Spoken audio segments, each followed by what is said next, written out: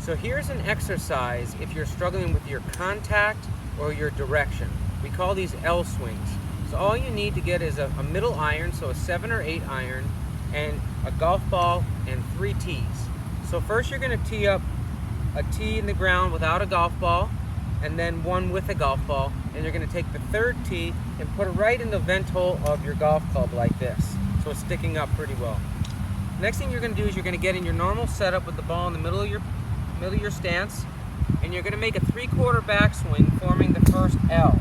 So you can see the L between my shaft and my left arm.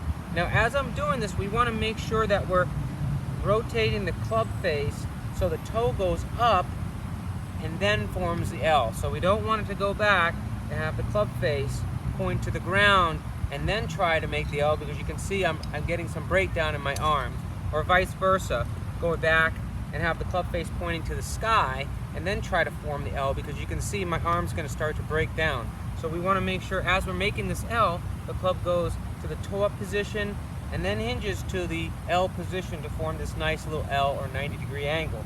And as you can see, the T is pointed down somewhat to the target line, so it's not straight to my toes or it's not out towards the camera. Okay, so we're making the first L, we're going L, and then we're going to come down. I'm going to go through impact pretty slow so you can start to see the club face start to turn over, and then it goes through, and we're going to let the club go back to the toe up position here, and then get back to our second L, which is formed by the shaft and our right arm now. And again, the T is pointing towards the target line, not to my toes or not to the camera like this.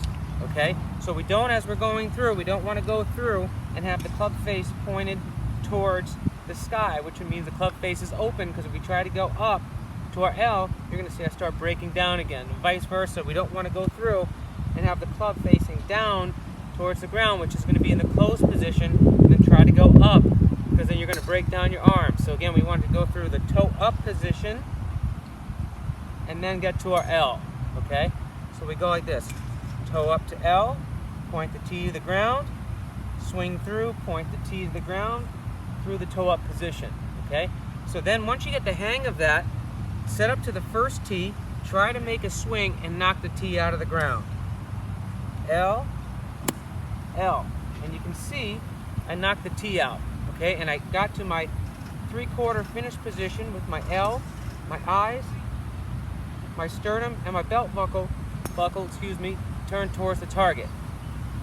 Now set up to the tee with the ball on it, and do the same thing. Try to aim for the tee and not the ball, because remember, we need that leading edge to get underneath the ball to get it up in the air.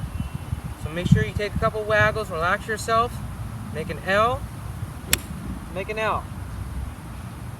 Okay?